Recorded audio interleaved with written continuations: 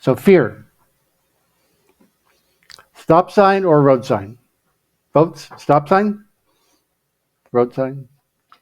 Road sign. You see, it can be both. I mean, no doubt fear plays a role in keeping us safe. Fear keeps us from walking down that dark alley. We know better. I mean, there's a little bit of fear. I can remember I sat down to write all this out, and it's a lot, and I'm probably not going to get to all of it. One event in my life showed up that for me was an object, now looking back, was an object lesson in dealing with fear. And I'm not sure about how I was probably 19, 20 years old. Kind of a surfer, not really a good surfer. But my friend was good, and he decided that we needed to go on a surf trip one morning early. And we left in the dark and started cruising up and down the coast in California looking for waves, as we were wont to do from time to time. And we ended up in San Diego at this, what was typically a smallish break. And we arrived and we pulled up and we got out of the car and looked from the cliffs up above, overlooking the waves, and they were big, like really big. Like I had no business being out there, but I was with a friend and I wasn't about to be left on the shore while my friend went out surfing because it was just him and me and there was nobody else out there.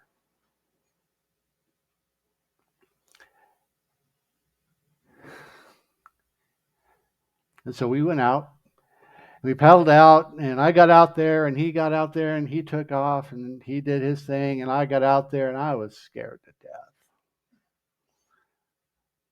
But I was 19 and immortal. And I took off and my feet hit the board and the board went right out from under me. And I landed down at the bottom of the wave and tumble. And fortunately, I remembered my lifeguard training to relax and not fight. Because if you tense up and you start fighting and thrashing, you just chew up your oxygen quicker. If you relax and just go with it and roll with it, your air lasts longer, number one, and number two, you're less likely to get hurt. And so I was able to relax and get up and get a breath, and then the next wave, the next wave rolls through and tumble, get up. It took a few for me to make my way back to shore, find my board, and sit and watch my friend surf.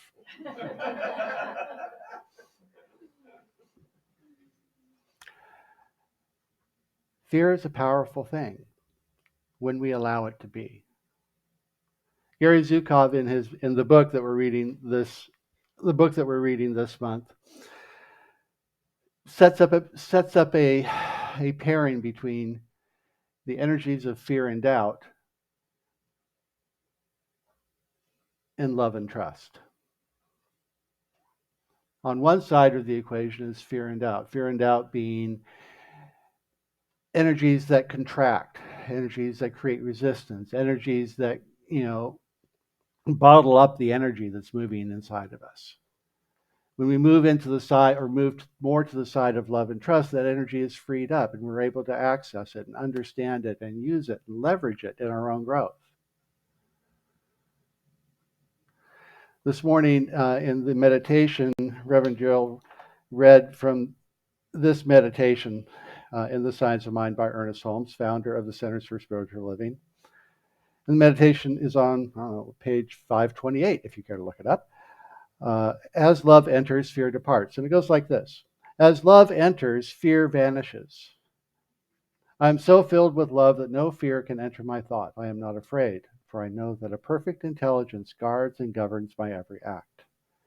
Perfect love casteth out all fear. I am unafraid and strong in my faith in that inner presence that keeps me from all harm. Love, perfect love, casteth out all fear. And that's what we're trying to get to. See, because we understand that we are dealing with an energy, with a law, right? We have love, and we have law that responds to the impress of our thoughts. Love being the creative force that moves in and through and around us by way of our thoughts and our belief and our inner knowing about what is true and real and right and perfect for us. And the energy, the other side, the law of cause and effect, is responding always to it. This energy is neutral. We name it. We get to name it. And so as that energy wells up and we name it fear, we could just as easily name it something else. We can name it, I wonder.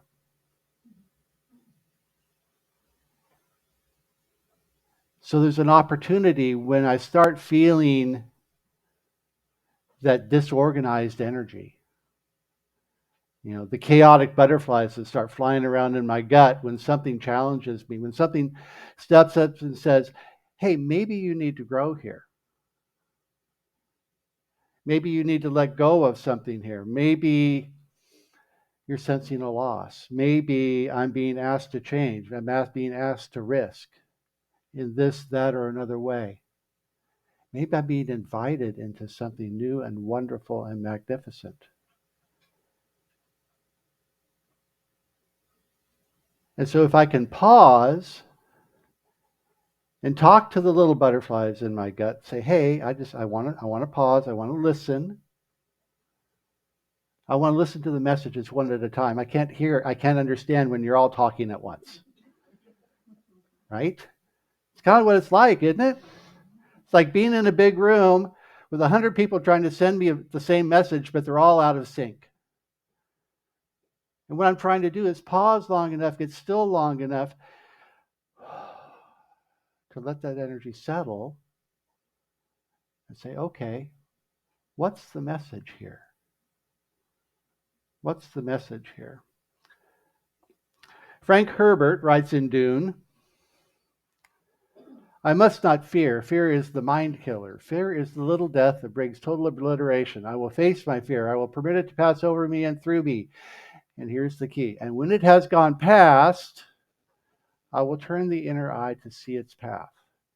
Where the fear has gone, there will be nothing.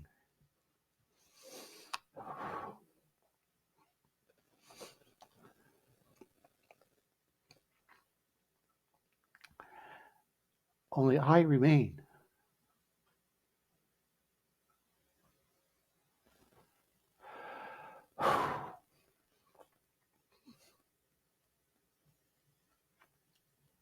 That was unexpected.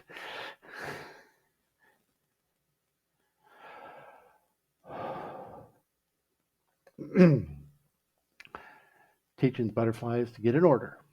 Okay. Where fear has gone, there will be nothing, only I will remain.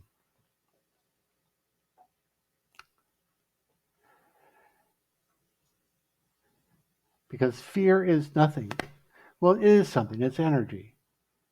And like I said before, it's something that we get to name. So if I name it something else, it's nothing. If I name it love, it's love. If I name it an opportunity, it's an opportunity.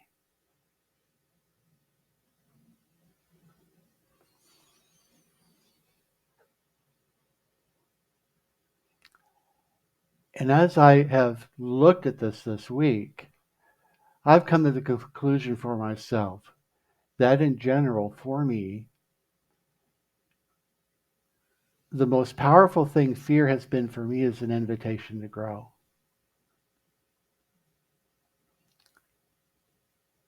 Sometimes it hurts. Sometimes it feels like a cage. Sometimes it feels like chains and ropes tied around my throat and around my wrists and around my hands. When I fight it, that's how it feels. And I don't have to fight it. If I could embrace it and look it in the eyes, look at myself in the mirror long enough, because it is a mirror, look at it long enough, I can hear the message. The biggest one for me was when I stepped into recovery for the first time, dealing with my various addictions and really looking at them and saying, you know what? It's scary as hell because this has felt really safe and it's me destroying me.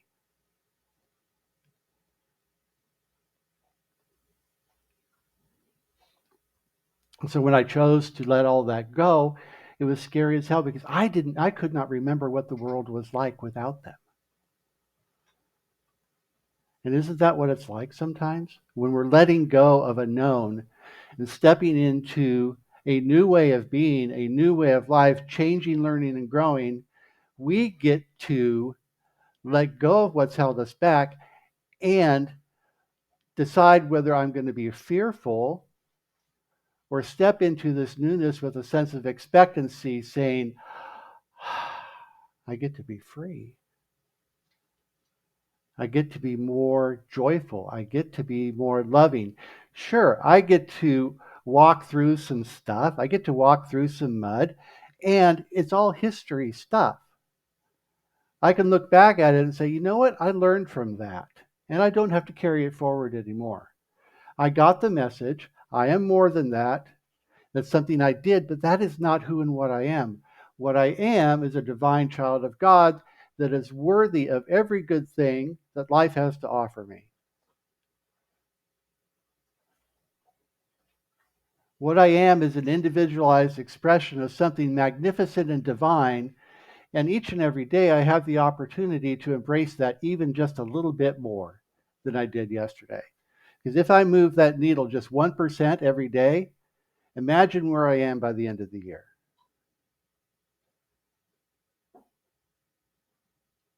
Make a little bit of change my trajectory just a little bit. Then there's an opportunity for me to become something more. And I am the only one who sets the limit to that. Nobody else. Because I'm in charge of choosing. And if my little friend fear rolls around, I say, okay, what's the message today? Because I choose not to be held hostage by fearful notions about maybe how limited I am or how I screwed up in the past or who may have gotten their feelings hurt. I've made amends, gone back and said, you know what? I'm sorry.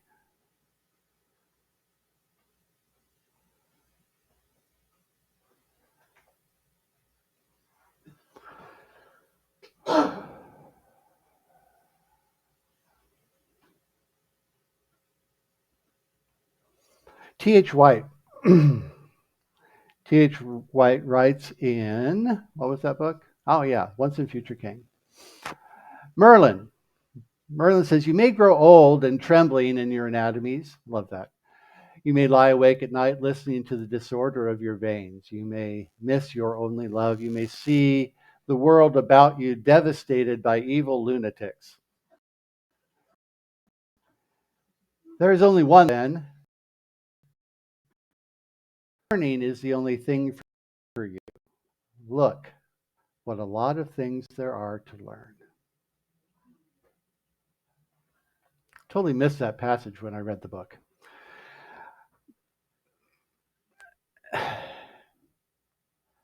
We get to learn. And isn't that what this life is all about? Learning and growing. Because if I'm standing still, if I'm stuck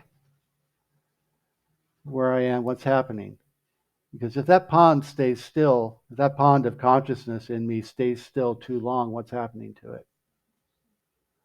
It's growing stagnant. It's growing toxic. Need to keep things moving. Keep things changing. Keep things growing. Keep things happening. If I get too comfortable in my life, And I've made a declaration that if I have this inner declaration that says I am committed to learning and growing, but if I've gotten too comfortable, too stagnant in my life, what's happening? Life's going to knock on my door quietly at first. It's going to walk up and tap you on the shoulder and said, hey, you said you wanted to learn and grow. And if nothing happens, it's going to knock a little louder. And if nothing happens, it's going to knock a little louder. Pretty soon I'm getting tripped as I'm going down the stairs. Right? Life is because I made this commitment. I have this inner commitment, this inner desire. We all have it that says, I want to learn and grow. I want to be more. I want to do more. I want to express more. I want to be excited about life again.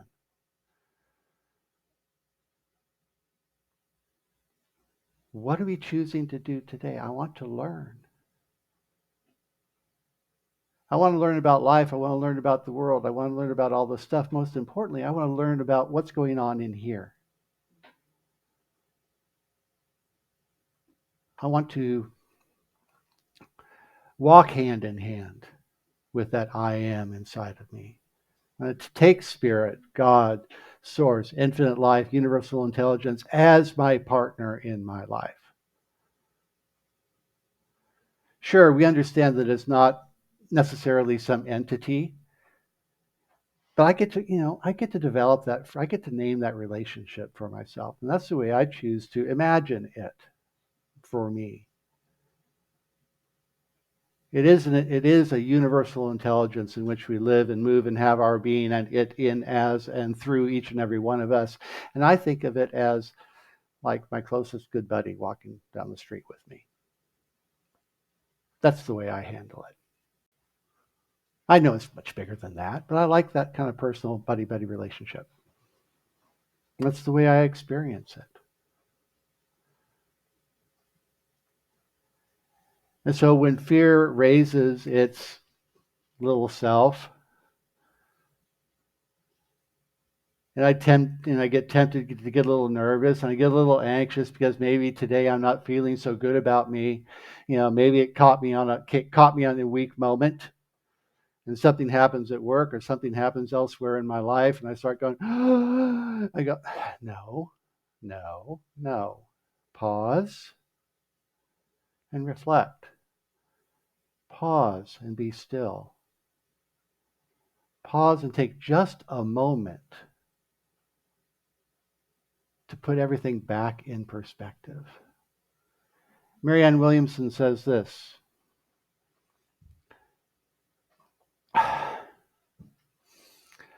Our deepest fear is not that we are inadequate. Our deepest fear is that we are powerful beyond measure. It is our light, not our darkness, that most frightens us.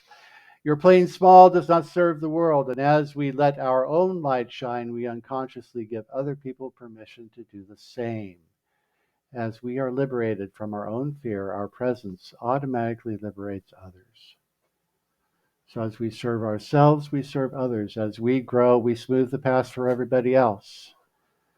It is a collective opportunity. Sure, we grow individually, and because we are all connected, it is a collective venture. We are all serving each other, each and every one. We get to do that. And it is a get to. Please remember, it is not a have to. It's a get to. We get to get up and do it. We get to get up and express. We get to get up and experience. We get to get up and walk through all these opportunities to learn and grow. Yeah, it's hard sometimes. Yes, it's scary sometimes. Yes, there are tears and there's upset. Yes, there is all of that. And there's so much joy on the other side of it. There's so much love on the other side. There's peace, contentment, health, happiness, prosperity, all of it as we continue to walk through it. And we don't do it alone.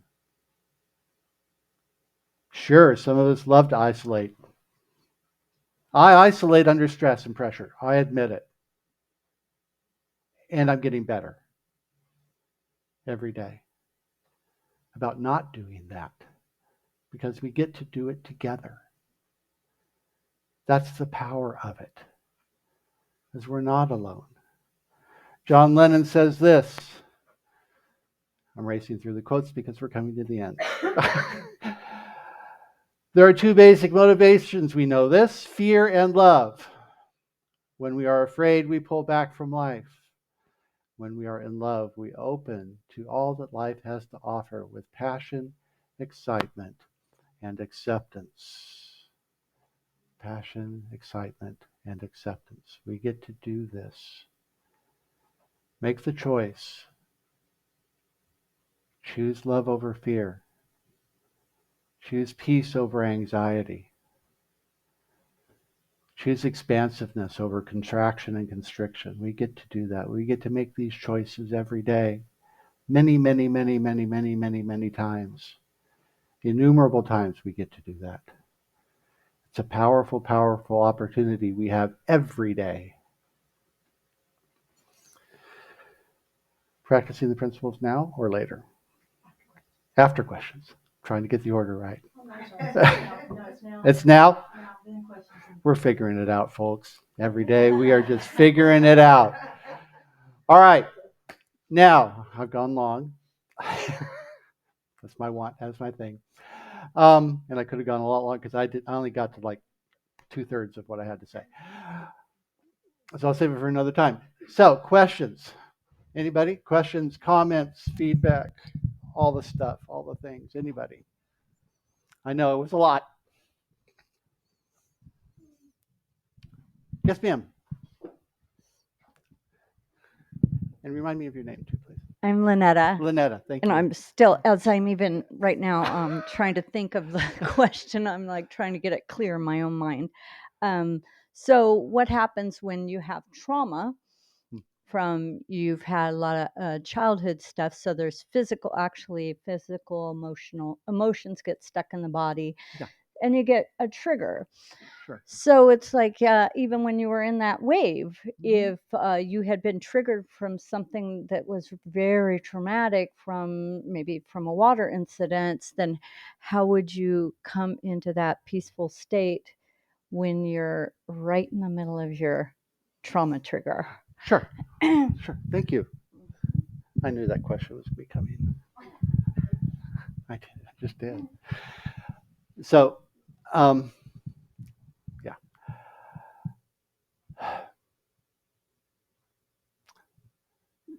Trauma is a challenging thing.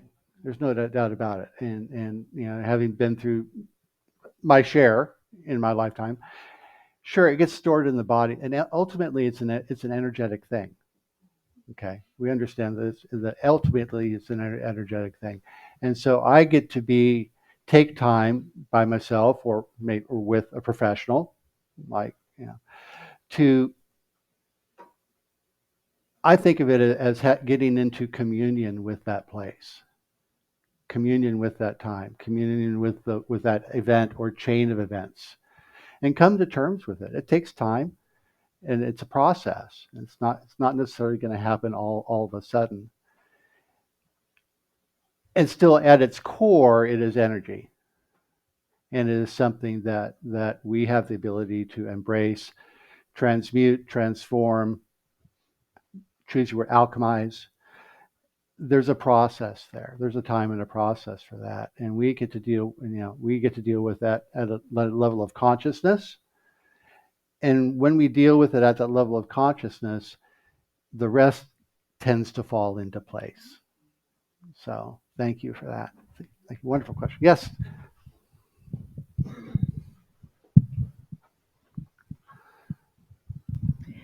So we hear a lot about fear, but doubt is like one of my habit energies that I'd like to break, the pattern of doubt, because I always feel in the camera, whatever. So I always feel like doubt is something that builds up in me, and it starts up, and it's almost more powerful than fear because it aims its gaze at other people. Sure. So or places or things, and I just wanted to know how you overcome doubt. Sure. Yeah, would you? Thanks. Doubt is like a kissing cousin for fear, right? Because doubt for me says, I'm not sure I can do this. And maybe I'm not enough. Maybe I'm not enough to do this. Maybe this opportunity is in front of me, or the situation in front of me, and I just do not have enough information, enough experience, enough whatever. Maybe I am just not enough. And so I start from a place that says, you know what, I am enough. And I work with the idea that says, you know what, every person, place, and thing situation in my life is here for a reason, and this situation or this environment or whatever it is I'm walking into where I'm having those doubts, were I not enough, or myself with my higher power, myself with God, myself with friends, right? I don't have to do it alone. I'm not doing it alone. And even if I step into it and I make a mistake, that's how I learn, right? I was talking with a friend, and I was talking with a friend. I heard this story somewhere, where at the dinner table every night, the dad would ask, "How many mistakes did you make today?" So he he trained them to understand that mistakes are okay, because mistakes are the way we learn. And I think that speaks to what you're talking about with doubt. Doubt is like, oh, I'm afraid of making a mistake because I'm not enough, right? Because it kind of walks it back to that. So what's the opportunity? Again, what's the opportunity? Instead of looking at the doubt, saying, okay, what's the opportunity for me to learn and grow here? Because that's really comes back, circles all the way back to that again. Thank you. Great question. Anybody else? One more. Sure, Victor. Yeah.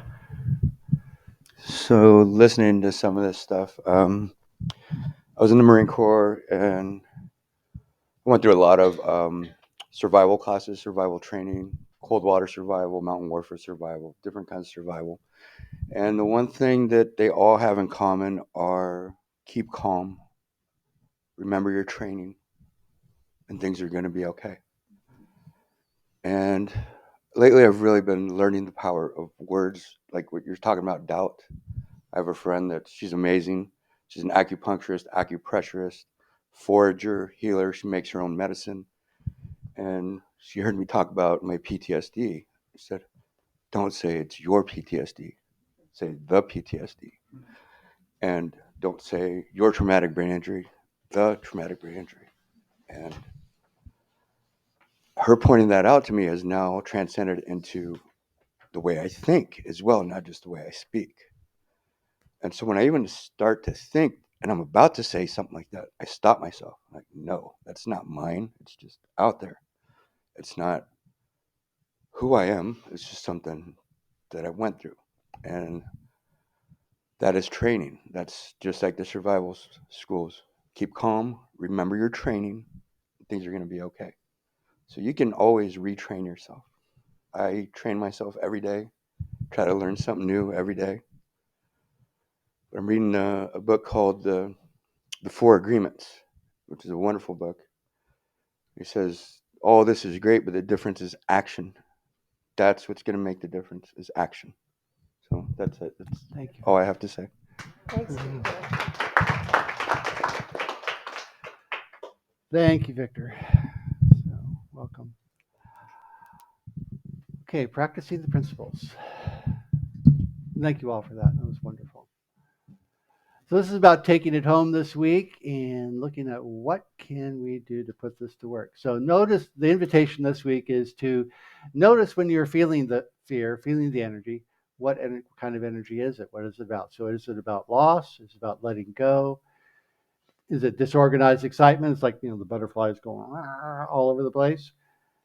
Am I being asked to risk? Am I being asked to change? Because when we can identify what it is, then we know how to choose. Then we know how to choose. So I invite you to do that this week. So let's take all of this together into prayer. If you just join with me, take a deep breath.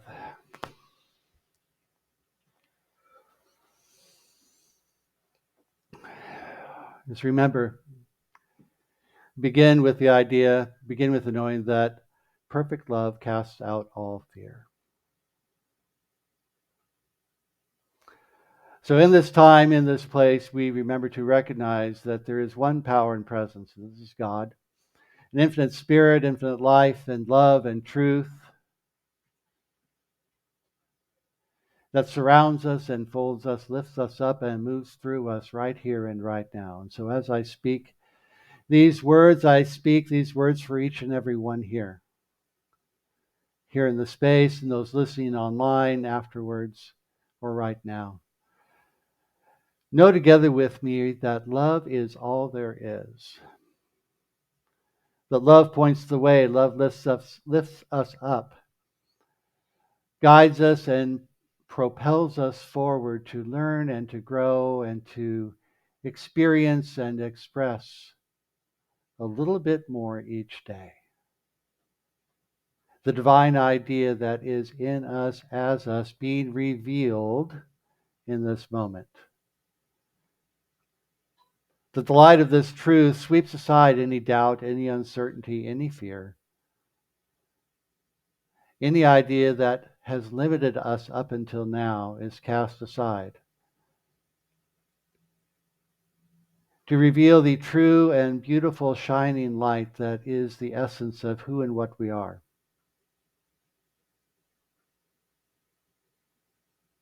And with gratitude, we move forward into the rest of this day, into this moment, into this now. Celebrating life, celebrating love, celebrating each other. Knowing that each and every one of us is a blessing to the other, to the community we live in, the city we serve, the state, the country, this world. For we are all connected, and as one grows, all grow. As one is lifted up, all are lifted up. To see so very clearly that life is good, life is a blessing, life is love and expression itself. All is well, and so we let it be, and so it is.